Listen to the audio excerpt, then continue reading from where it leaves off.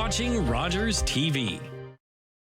The opinions expressed in the following programs are those of the participants and do not necessarily reflect those of Rogers nor Rogers TV.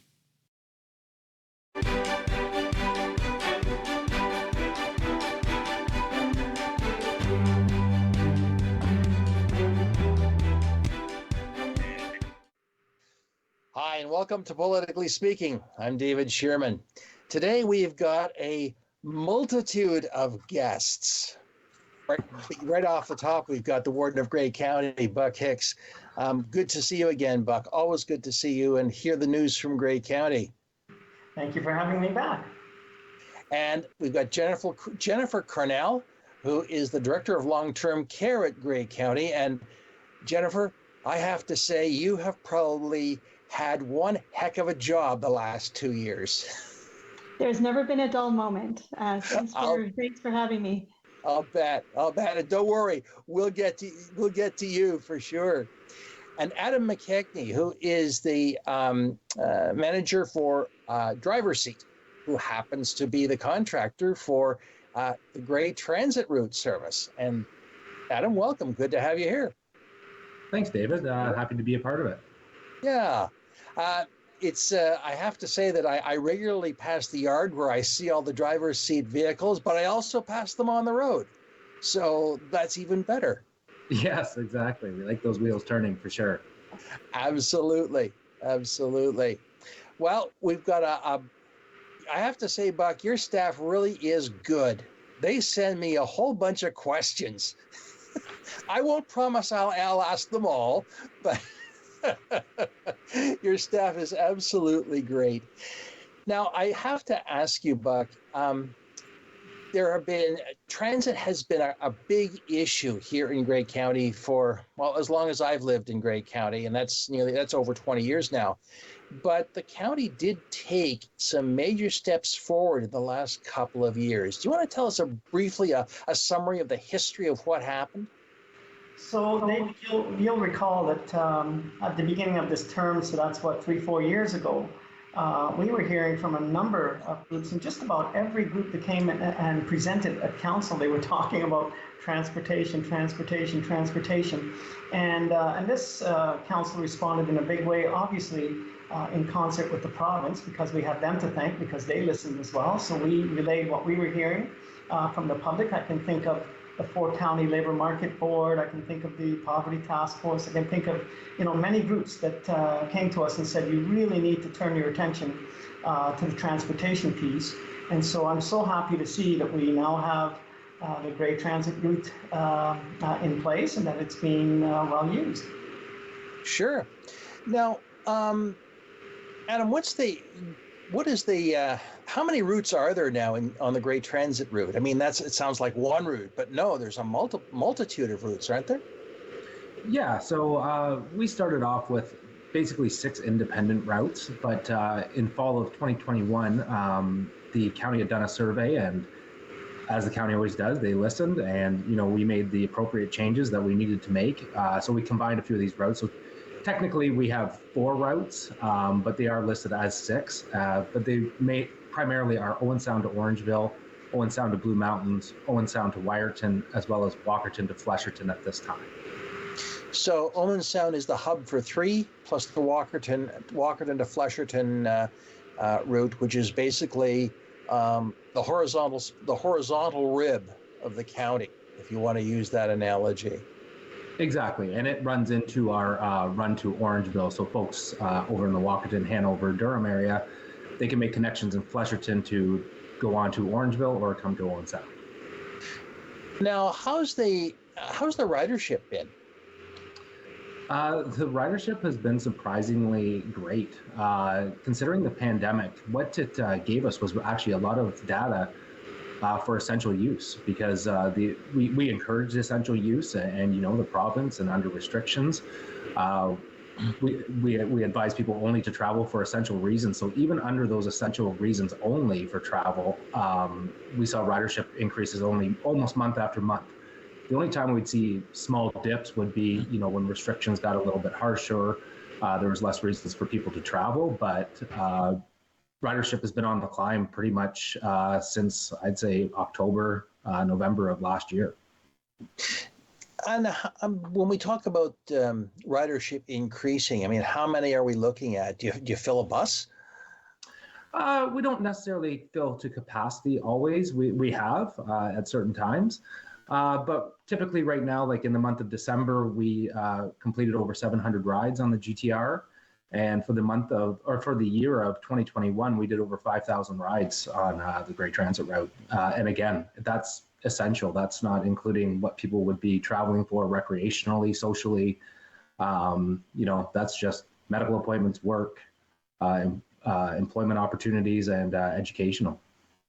Sure. And what are the fares like, just out of curiosity? So the County of Grey has made this service extremely affordable for folks. It's a $5 fare for an adult or $4.50 on all of our major routes, except for Owen Sound to Wyerton, where it's only $3 for an adult or $2.50. And that's each way. So a round trip would be anywhere between $6 and $10. So that's eminently reasonable for someone who might even be commuting several times a week. Yes, and we see it, especially Dundalk going into the GTA. We're starting to see more of an uptake now in Owen Sound since we did the schedule. Since we redid the schedule back in October of 2021, what we really focused on was making connections to the GO bus in Orangeville. With the discontinuation of the Greyhound service, it impacted folks up here pretty significantly. And now we're seeing actual commutes, to get themselves into Union Station, as far as Pearson, anywhere into Brampton. And we have healthcare workers that use the service, retail workers, you name it. Well, just run that back for me. You can actually go from Owen Sound on the GTR to GO Transit to the airport? Well, the GO Transit will get you to Brampton, where you can make another connection to get to the airport. It's not as smooth as that, but getting into Brampton is basically that major hub for the GO bus and the GO Transit system. So Metrolinx was great to reach out, give us a heads up on the scheduling changes that they wanted to make last September. So we just coincided our schedule to make as many connections as we could make for folks going back and forth. And between Dundalk and Orangeville is our by far our busiest route. And we see a lot of folks making that connection past the GTA. And like I said, more frequently here in Owen Sound as well. Well, I just had this image of someone going on vacation and saying, well, how am I going to get to the airport? Well, let's try the GTR. And that's the thing. It's expensive, to travel in a private shuttle service. Unfortunately, we don't have a rideshare service up in our area any further to the airport. So it's made traveling to the airport expensive, but we're advising people when we do provide that service as well at Driverseat, and when that price is too much, we steer them towards the GTR. And if you've got time to travel and want to do it affordably, even just getting to the Orangeville area and then hiring a car service, it's much cheaper. Sure. Hey, and especially with the price of gas going through the roof, just as we speak, it's expected to jump another dime a liter. And we're looking apparently at $2 a liter gas for the next few months or weeks. So do you anticipate ridership increasing for that reason alone? Most definitely. And every time, we experience a challenge, like that we're going through right now with the fuel prices, an opportunity opens up, and here's an opportunity for the Grey Transit route to start to see more ridership and cement itself in the community, and also give us the data of where are people traveling and why are they traveling, so we can continue to create efficiencies and hopefully save some of that fuel cost in the future. Yeah, I think that's a really intriguing idea because, like most services, you're data driven. And you go where the data takes you, I guess. Yes, that's correct. That's one piece that's always been missing historically in transportation, is collecting that information of where and why people are traveling. And the great thing is we do a lot of our bookings over the phone, so we get to know a lot of our clients fairly personally. So it's kind of neat to see the connections made. And more recently, some of the phone calls we've received have been, family trying to reconnect with each other. I had a woman who's been up in this area for several years, and she was telling me how she used to send her kids up to the area to visit their grandparents for $16 from Union Station. So she was more than excited that we could make this connection to the Go Bus, and she has just arranged travel for her grandkids to come up and visit her the first time since the beginning of the pandemic. So it's stories like that that really make you feel that you're really making a difference for people. And it helps you realize how essential public transit is, even in a place like Grey Bruce. I mean, we are so used to dealing with cars and trucks and, dare I say it, dino-fueled vehicles, old dead dinosaur-fueled vehicles, that we don't think about public transit. Now, which raises a question that is always in the back of my mind. Do you anticipate at some point switching from gasoline or diesel-fueled vehicles to electric vehicles? I think that's the direction everybody's headed. Even manufacturers, Ford itself, we do use the Ford Transit. That's our key vehicle. And, certain vehicles like the F-150 and the Mustang, they're going to fully electric. We've been doing some pricing lately, and demand or supply is the biggest challenge. A lot of these electric vehicles are hybrid electric vehicles. You're looking 2 years by the time you order them for parts and them to be built, as well as they're starting to abandon certain models of the way they used to build them for accessibility and things, just because the infrastructure is not there and the parts are just taking too long to get here.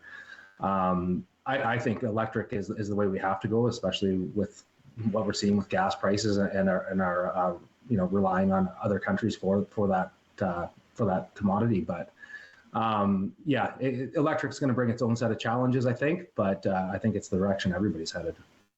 If I'm not mistaken, there's a down in the St. Thomas area or Windsor area, there is a new truck plant being built, and I'm not sure whether it's Ford or GM, to build electric powered vehicles for markets like yours. Now, whether they're transit vehicles, that's another question, but the utility van type services that you have, it's coming. It might be 3 or 4 years, but it's coming. Oh, I agree 100%. And I think, it's a greener option. It's going to be less of a carbon footprint for us to operate, and definitely will be more affordable than gasoline if current trends continue. Sure. Well, I want to go back to Buck for a moment to talk about dollars and cents, because as you indicated when when I introduced you, the province is a significant funder of GTR, and as such, do you anticipate either a change in government or a change in priority within any government around subsidizing transit? So it's a good question, David, and I can tell you that there are plans for Grey County to work collaboratively with our neighbors in Bruce County and in Wellington.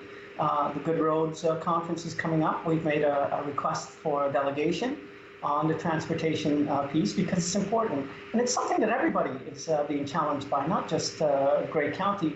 So I think that any government it would behoove them to listen to the Warden's caucus, who are going to give them a very clear message that this remains a priority.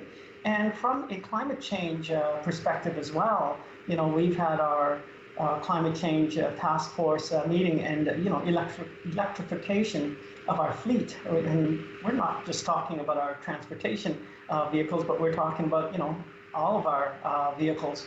And there are many companies, by the way. One, for example, is a company called Build Your Dreams.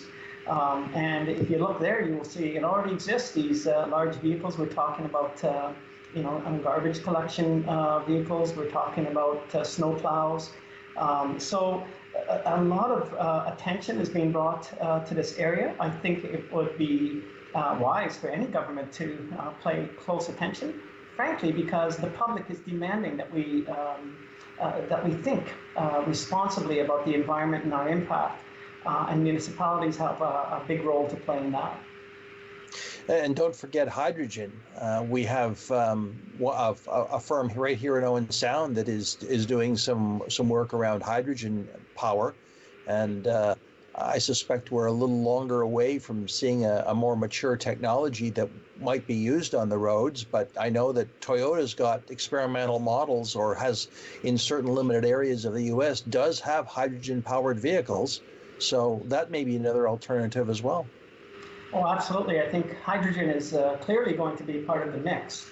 From what I've heard, and I'm not an expert at all on hydrogen, but from what I'm hearing, hydrogen will play a pivotal role in the larger vehicles, like those dump trucks or perhaps buses. I think they're far more effective in that market. Or for you, Adam, municipal buses. Exactly. Hydrogen powered buses. That's going to be quite the thing to watch for. It's going to be very, very interesting. Now, is there going to be any changes in routes, Adam, coming up this summer? Do you anticipate? It seems that most transit systems adjust their schedules every 6 months or so. Is that in the cards for GTR? Yeah, it's funny you mentioned that, David. Actually, starting April 1st, our routes are going to go to 7 days and 5 days a week. So the Owen Sound to Orangeville, it currently, the second half of the Orangeville run from Dundalk to Orangeville runs 7 days a week, but the entire route is going to run itself 7 days a week. Owen Sound to Blue Mountains, and then Owen Sound to Wyerton and Walkerton to Flesherton will go to 5 days. And actually, for the summer months, it looks as though we may go 7 days a week to Wyerton, and as well up to Sauble, which we have done in the past from the May 24th weekend till the September long weekend. So yeah, it's going to provide a lot more options. You answered my next question, which was, will you be doing a route to Sauble? Because I know that Sauble is very, very popular, and I have seen how bad the traffic can be, and in fact, I have seen it backed all the way up as far as Shallow Lake on a hot, long weekend, people trying to get to the beach. But you're prepared. GTR is going to run to the beach this summer. That's great. Yes. Terrific. If I might add, Grey County is trying to be, obviously a good neighbor. So we're well aware that, for example, that horizontal rib that you spoke about at the beginning of the program, that route from Walkerton to Flesherton, that is an additional route. So the province isn't funding that. That's something that's funded by the county. But I guess county was responding to county council and responding to that need that was there for that horizontal route. So, we want to be very careful about the dollars while still trying to be good neighbors. Now, I know that the city of Owen Sound runs a route from Owen Sound to Guelph down through Durham and down Highway 6. Is there any thought of going Markdale to Durham and across to Hanover or anything like that? Nothing in the plans of right now, but like I said, they can make connections between Markdale and Flesherton. And when we redesigned the routes in October of last year, we kept the Ghost in mind. So we modified our routes from Meaford and Blue Mountains, adjusted some timing as far as the Wyerton and the Walkerton and to Flesherton routes so that we would meet connection points with the Ghost. So if people were heading to Guelph or could get themselves back to Owen Sound a little quicker than maybe with our service, we've tried to maintain those connections wherever we could and be that glue between already existing infrastructure. It's just going to enhance everybody's programs. It really sounds, Adam, that like you're working together to do an almost seamless transit system that we haven't seen probably in decades in Grey Bruce. Yeah, no, definitely. That was kind of the mandate that we took when looking at these changes last October. Also making connections with the Collingwood Transit so folks can move on to Collingwood and then from there to the links to Wasaga Beach, Stayner, and Barrie. It would be nice if it was a more seamless and maybe a less tedious process for a lot of these connections, but definitely the connection that the Grey Transit route makes in Orangeville to the GO bus as well as our connections with the Ghost out of Owen Sound, are really, they work very well for people. You know, I'm thinking what it was like 100 years ago, having done a little bit of study of transit history, where there was a fair amount of integration in the transit systems, primarily by railroad. I am told that you could go from Owen Sound to Hamilton in about 3 or 4 hours, and the CN just sort of made it work as well. And then on the CP side, on the east side of the city, you could go all the way into Toronto in about 3 or 4 hours. Same reason, but it was a direct run. The CN wasn't. You had to change a couple of times, but you could get all the way to Hamilton without any trouble at all. Oh, exactly. You know, and I think those are the connections we miss. And again, like the Greyhound, you know, picked up a lot of that. And then when they discontinued services in Ontario, it was, you know, it was tough for people. Our phone calls definitely increased when that news hit. And since then, you know, we've been helping people however we can.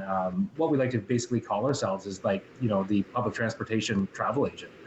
You know, we've made sure that we know what connections are where, what routes you're looking for, and we can direct people in that sense so that they can travel across Ontario as affordably as they can.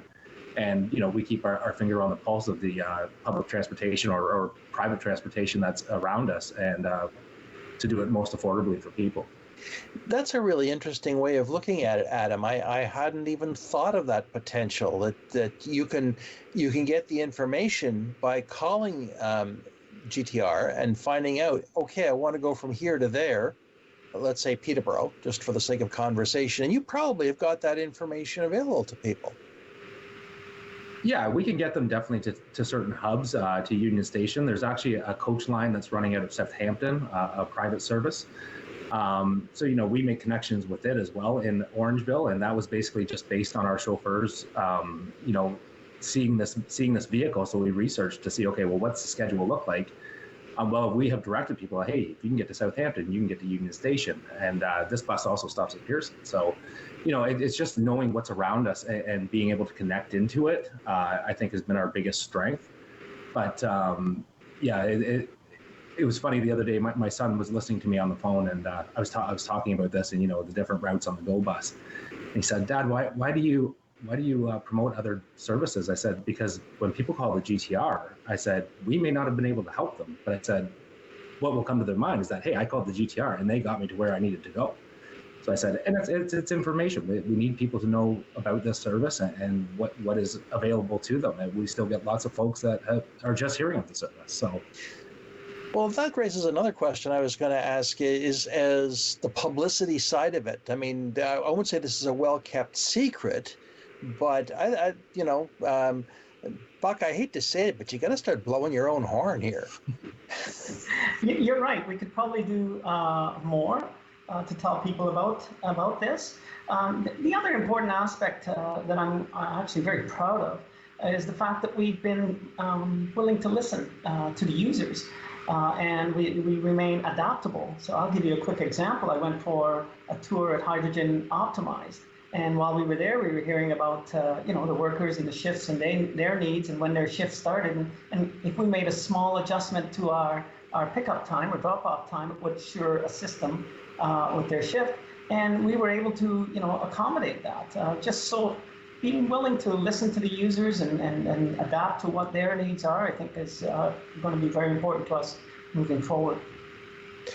Yes, that I would certainly hope so. And you know, things like the Sauble Beach Run, which may be more popular this summer, now that restrictions are lifting than previous years. That sounds like a great possibility. So hey, you'll have to toot your own horn a little bit more, Buck. Come on. Oh my goodness, this is actually a very exciting thing, because as I have said to you off the top, having lived here for over 20 years, this transit issue has been a really serious issue, and I know there were times when it was very difficult to get around, and how easy it was 25 years ago. It sounds very much like we are returning to that era relatively easy transportation, available and accessible transportation, and affordable transportation, but we're doing it in a new way. Yes, and if we don't pay close attention to this, then we'll never address that workforce issue. So again, if you are a chambermaid at the Blue Mountains, can you afford to live in the town of the Blue Mountains? And so you may need to have affordable transportation. So if we don't address the transportation piece, we won't really address the workforce challenge that we have. Music to my ears, that's for sure. That's for sure. You're adjusting the schedules. You're making things work.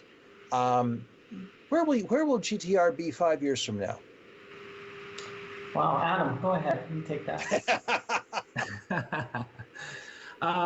Yeah, it's our hope. It stays around, and I think with the rising fuel costs, depending on how long this takes, I think it's just going to highlight more the need for it. And I think opportunities to access healthcare, opportunities to access affordable food, similar to some of these surrounding cities, depending on where opportunity you have for grocery stores, shopping malls, things like that. Prices can be highly inflated, and we are seeing people come to the area, especially from the Thornbury area, from the Wyerton area, to access more options as far as food, because I think we've all been to the grocery store lately and seen, prices are going up and they're on the rise. So you add that on top of to drive your vehicle, people are going to have to get creative themselves and find a way to do it. And hopefully it's our hope that GTR will remain and continue to provide that service for people in our area. Now, Buck, I want to come back to you just for a moment, because one of the things that people say is, well, why can't transit pay for itself? And the answer to that is what? Well, the answer is I've never seen a model where transit has made money. Public transit has always cost governments money, and for good reason, because we see benefits in other ways, whether it be the impact from climate, whether it be an efficiency in terms of moving people, whether it be the impact on our roads. To better answer the question about where will we be in 5 years, hopefully we'll be seeing the results of better collaboration between neighboring counties working together. We'll be looking at hopefully efficiencies. Are we doing some things that are really great that others may want to copy, and vice versa? That's why I love going to the conferences to find out what are you folks doing, how are you addressing this this challenge. So in 5 years, hopefully there are more options, things are a little bit more fluid. We are paying attention to that environmental impact, and with efficiency, maybe the cost comes down a bit. Sure. So lots of potential. Lots of good stuff happening, and lots of good things to look forward to in the next 5 years. For sure. Yeah. Well, I think I think at this point what we'll do is we'll take a quick break and come back, and we'll have some conversation with Jennifer, who I know will be equally as interesting as Adam has. So thank you, and friends, we will be right back. I'm David Shearman. This is Politically Speaking.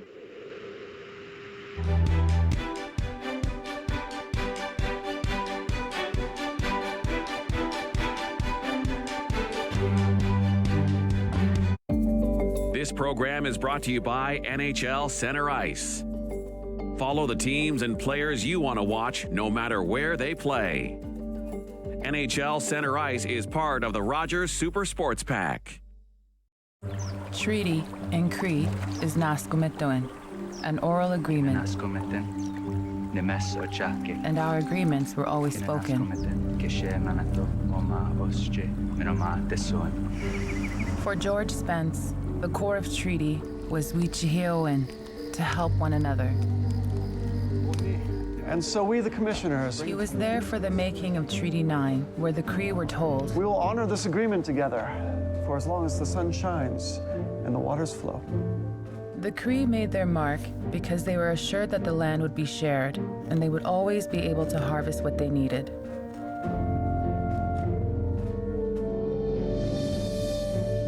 George Spence was my great-grandfather.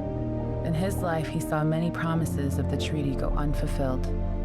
Treaties were essential to the creation of Canada. First Nations still fight for the agreements to be honored. Hi, I'm David Shearman, host of Politically Speaking. Join me for my next show, where my guest will be Warden Selwyn Buck Hicks of Grey County. Politically Speaking on Rogers TV. The opinions expressed in the following programs are those of the participants and do not necessarily reflect those of Rogers nor Rogers TV.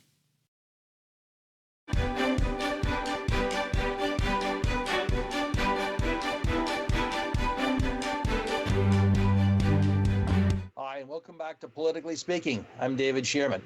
I have a whole mittful of guests today, beginning with Warden Buck Hicks, Adam McKeachnie of GTR, and actually Driverseat, but they're the contractors for GTR. And my guest in this segment, Jennifer Cornell, who's the Director of Long-Term Care for Grey County.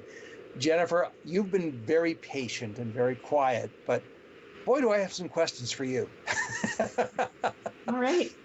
First of all, I want to welcome you because you have been one of the unsung heroes, and your whole team has been an unsung hero of the COVID pandemic. You have kept our seniors safe as possible. You have taken care of them when we couldn't as children. And I just wanted to say thank you for all that you have done and all that your team has done in all of the Grey County long-term care homes that we have. Grey Gables, Rockwood Terrace, and of course, Lee Manor. Thanks, David. I really appreciate those comments. It has been a difficult time, but also a time with lots of silver linings. And I think we're probably going to talk about some of those things today. I am so proud of the teams and the residents and the family members and the community, really. It's the community spirit in Grey County never disappoints. And during some of the darkest days, we had lots of cheerleading by the people around us. So we really appreciate that. Well, Buck, I have to just toss it to you for a moment. I mean, as warden, you are you're not the CAO, but you are certainly the top elected official here in Grey County. What's your take on how things have gone in long-term care? You know, I can't congratulate our staff enough. Jennifer, I'm sure, will talk about the challenges that we have had. Like, you can well imagine that while the rest of us were, dealing with this pandemic and wondering what it is and hunkering down at home, we had staff that were in the trenches and were out there doing their thing and dealing with their own fears, but at the same time knowing that we have a responsibility to take care of very, very vulnerable and frail individuals. The acuity level in our long-term care facilities, David, has increased so much that our staff are telling us, and I asked the question directly at one of our recent meetings, is it more like a hospital today than sort of your nursing home of the past? And they assured me it's like a hospital setting. We have some very, very ill people, fragile and vulnerable, and during the pandemic, we had a high responsibility to step up and do what was right for those individuals, and our staff, God bless them, they did just that. So I'm very proud. Sure. Well, Jennifer, what were some of the challenges that staff faced during COVID? At the beginning of the pandemic, it really was the unknown. There was just so much information and misinformation and lots of unknown, and we just needed to figure out where to start and how to keep each other safe and how to keep our residents safe. Once things started to kind of move into some strategic direction of how we were going to move through a pandemic, One of the biggest challenges was the isolation. So we all felt that in different ways in our own lives, being isolated from family get-togethers and different things that we would normally do. But our residents faced isolation in a way that was much more extreme than really anybody else in the population. And that was a real challenge, not just for the residents and their loved ones, but that was really tough on the staff too. They were noticing individuals declining.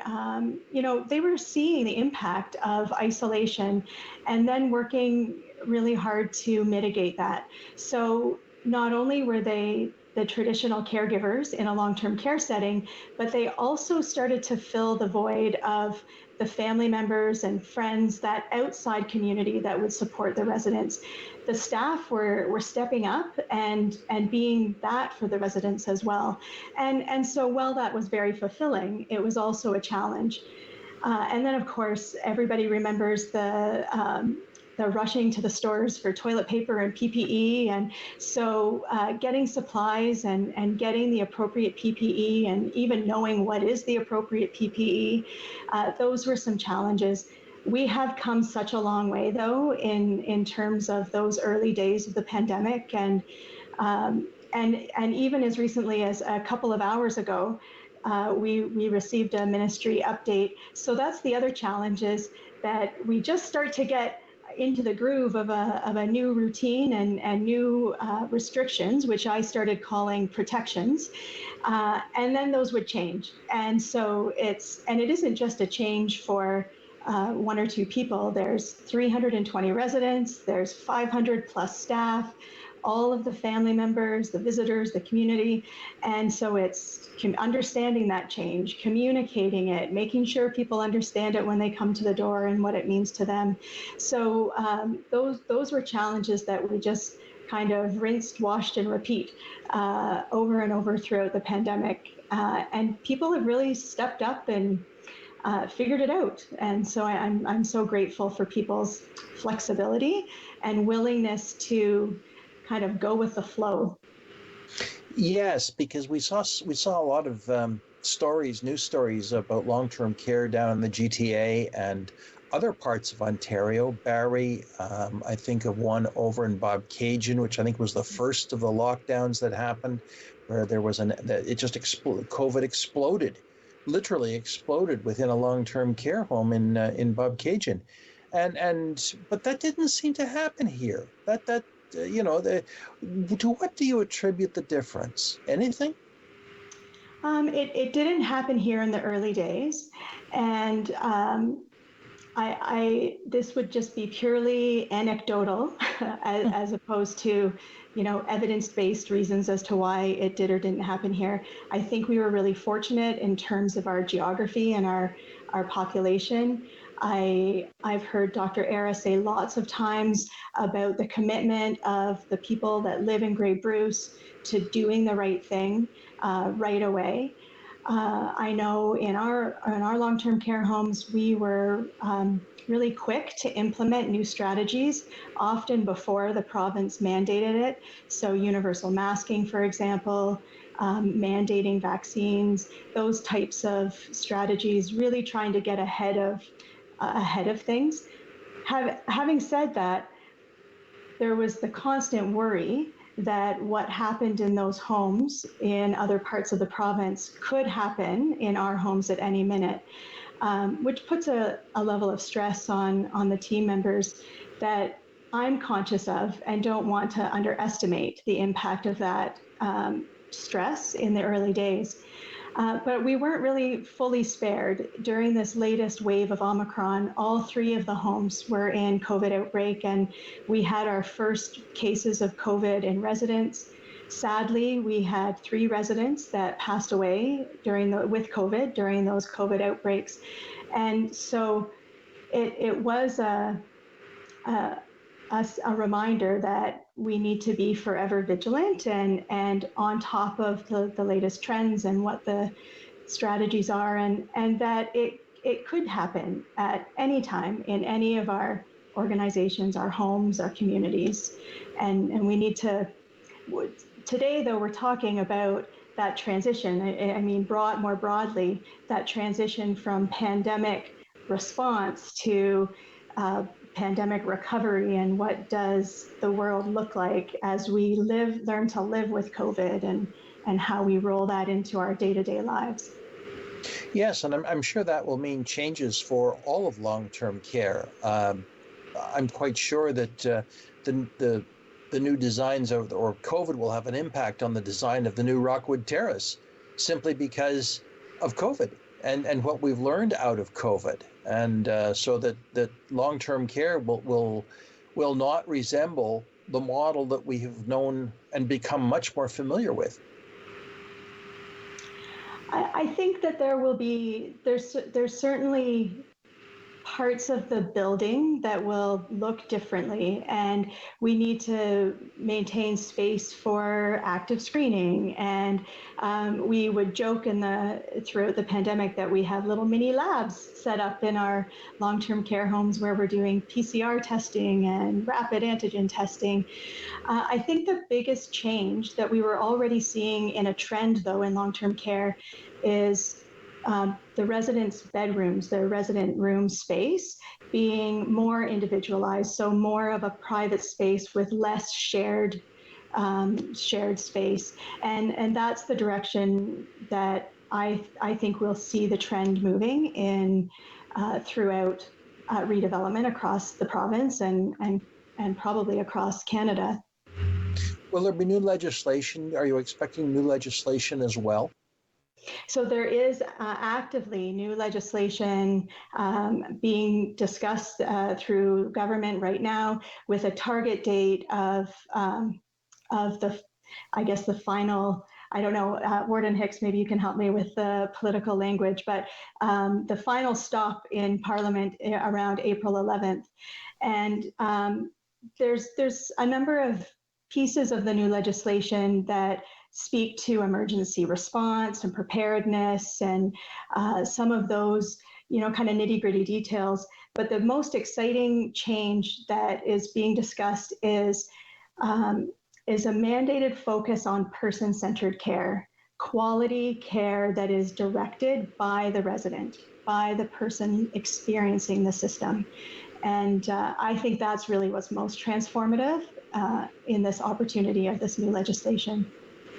Do you also foresee a parallel development of increased home care? We all know that home care has been a bit of an orphan child across the system, and no matter what has been said, and it's been underfunded and under-resourced over the years. Do you see changes in home care as well that will dovetail with long-term care? I hope so. I don't know a lot about the ins and outs of the home care system. I do know that there's lots of work at the system level of system partners to support people experiencing healthcare throughout the various parts of the sectors. So the dream is that every door is the right door. So when you go to the hospital and you actually need and would benefit the most from something else, that you're easily transitioned to the most appropriate care. And a number of years ago, the phrase was right care, right time, right place. And I think that's a great vision.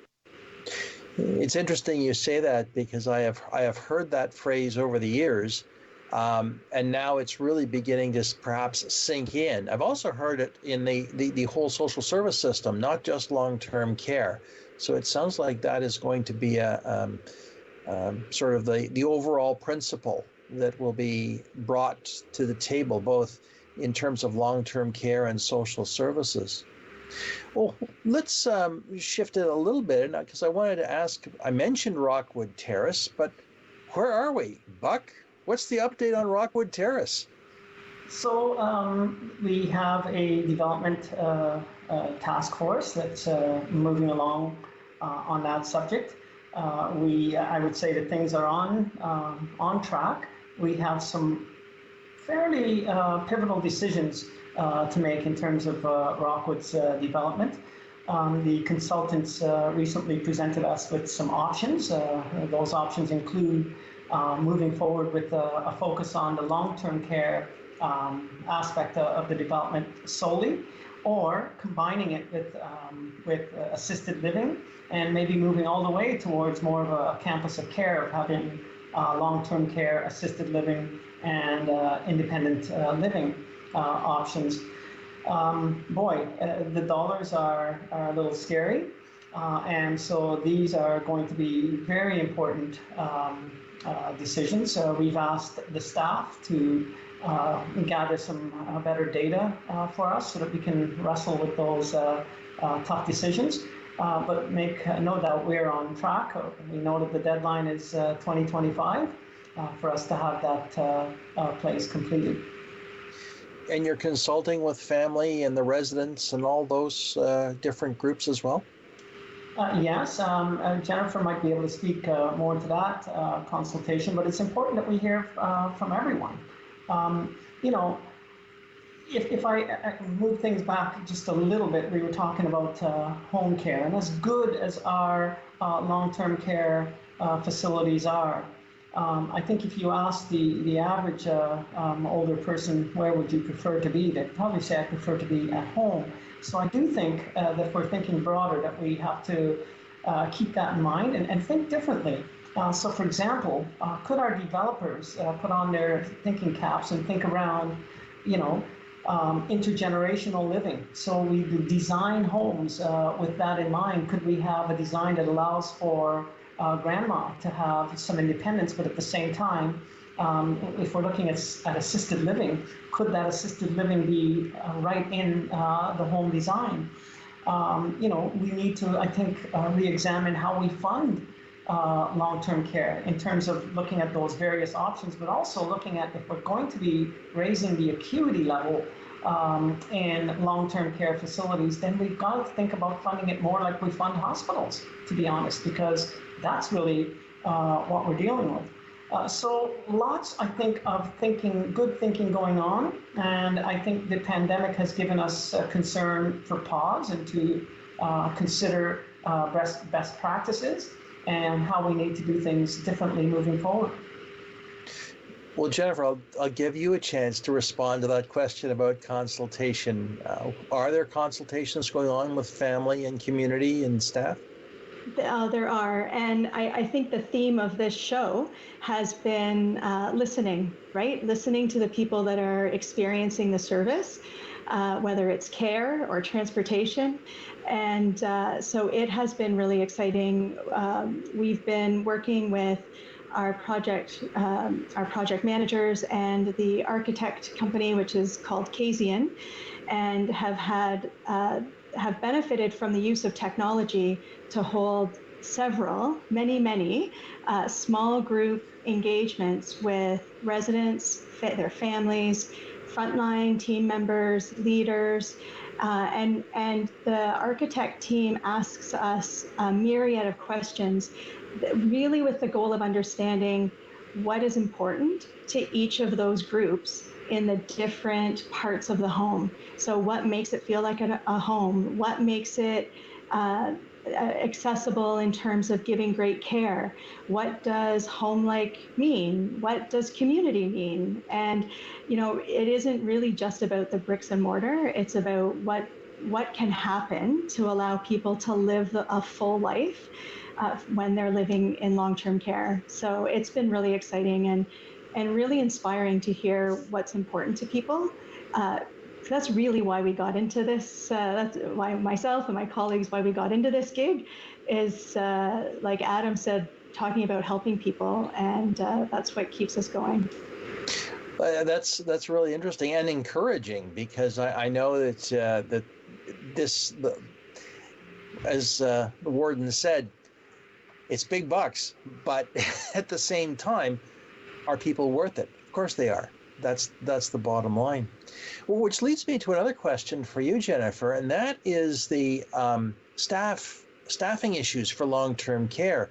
We have seen some awful situations described again down in the GTA, but I know that staffing in long-term care has always been a bit of a challenge. And what is the county doing, and how are you responding to the staffing issues that I'm sure are part of a lot of your work? Yeah, definitely. Health Human Resources, we're in a crisis in long-term care, as you said, before the pandemic. And there had been already some work happening within our 3 long-term care homes. We had a task force pulled together of frontline staff, leaders, our partners in the union, and we had some facilitated engagement where, again, we listened. What makes it tough to work in a 24/7 organization? What makes it hard about shift work? What would make it easier?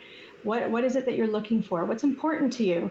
And we've been scheduling and managing recruitment and retention in long-term care the same way for over 30 years, and yet people's lives have changed so significantly, and we haven't adapted to match that. So that work was already well underway, and then the pandemic hit, and it didn't really make it better, but it did accelerate a lot of work that was happening. So work that we knew needed to happen, and just some really tangible examples like scheduling the registered nurses. Registered nurses, there's a shortage across all of the health system.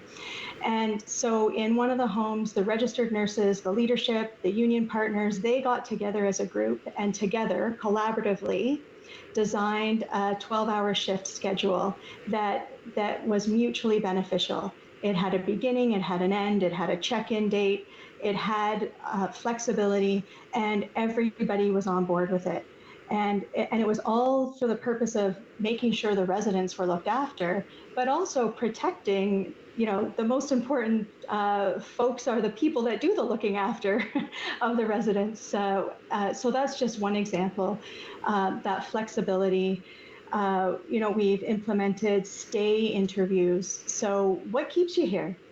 Why do you stay working at Gray Long-Term Care? What is it that you like? And then what are some of the things you wish were better?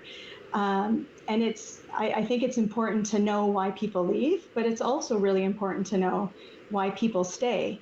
And then another theme of this show has been collaboration. And there's been real opportunities for partnerships. And there's a really exciting partnership with the Grey County Long-Term Care, but it's also Grey Bruce Long-Term Care homes. So there are 19 long-term care homes in Grey Bruce, and leaders from those homes have come together and we meet regularly. But we've partnered with the YMCA Employment Services and Georgian College, and we're awarded some funds to provide training for care support assistants. So that's a new position that started during the pandemic to really identify this gap of shortage of PSWs. And so this essential skills program provides them a foundational training to be able to walk in to long-term care home and really have a valued position, really provide support their PSW partners, support the residents. And from there, it's this opportunity to have a pathway into a career into long-term care. Just in our organization, we have had 5 CSAs go back to school to be PSWs and are placed and working in positions in our homes. Another CSA is exploring field and recreation in long-term care. So it really opens these opportunities. So to answer your question, there's lots going on, and we need to do short-term and look for the long-term as well. Do you see a positive asset spin-off with the new nursing degree program that's coming to Georgian as well? 100%. 100%. Opportunity for students to get into long-term care, opportunity for partnerships between our staff and the college. It's fabulous. There is this stereotype or myth that long-term care was sort of dare I say it, a dead end, although I know it's not true, because I know enough nurses and workers in long-term care to know that one of the curious things is about Grey County is that people work there for a lifetime, for a career, because they like it, and it's been good to them. So it's but do you see more of that coming in the future? I do, and I think that's an important part of leadership in healthcare, and particularly long-term care, is to overcome that barrier of public perception and to really demonstrate what a high-skilled, fulfilling job it is, a career, a calling, one might say, to work in long-term care.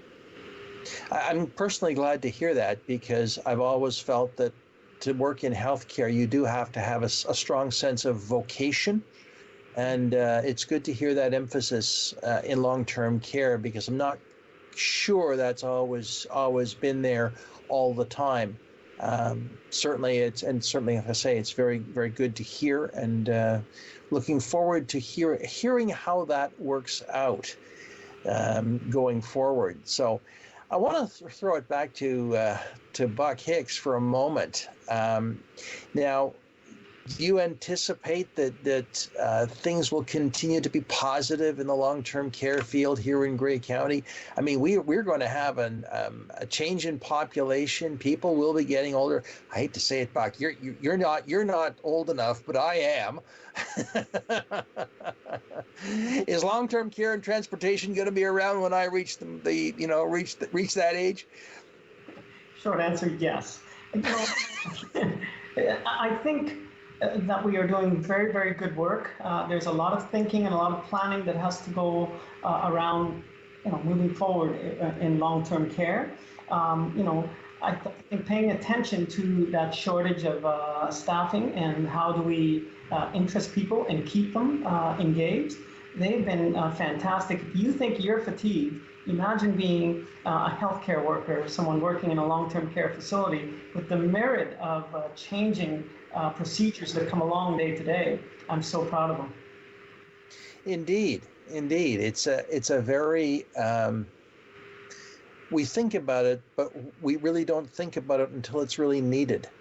And I have been involved in more crisis placements in my lifetime with families than I try to forget a lot of them, because they've been really awful situations. And yet the people who have been receiving, your staff, Jennifer, and staff of other places have always been excellent. They've always been saying, yeah, well, we can take care of this. We can handle this.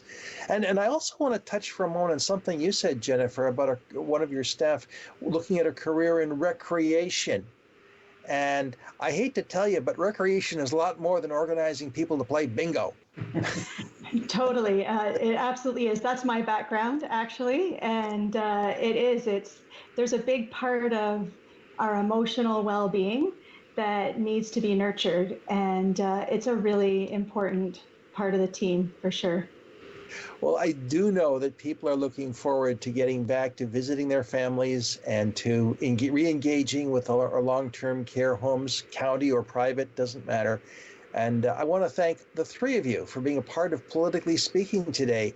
Buck, always a pleasure to have you back. And we'll talk election and politics next time you come on the show. Adam, great to have you talking about GTR, and it looks like it's really exciting stuff. So thank you. And thank you, Jennifer, for sharing with us the good news of long-term care here in Grey County. It's exciting. And if anyone wants to talk careers, I'm sure you'd be glad to do that. All right. Well, thank you, friends, for being a part of Politically Speaking. I'm David Shearman. We'll talk again.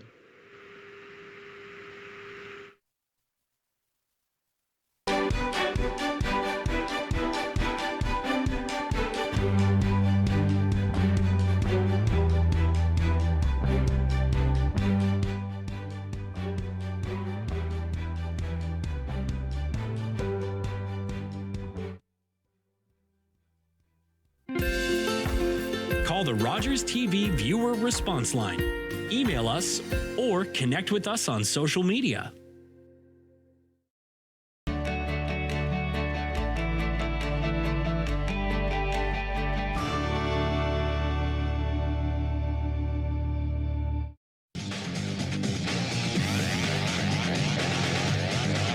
I'm Cal Ewens, defenseman with Olmstown Attack. Go behind the scenes with your favorite team on Attack Craft every Tuesday on Rogers TV.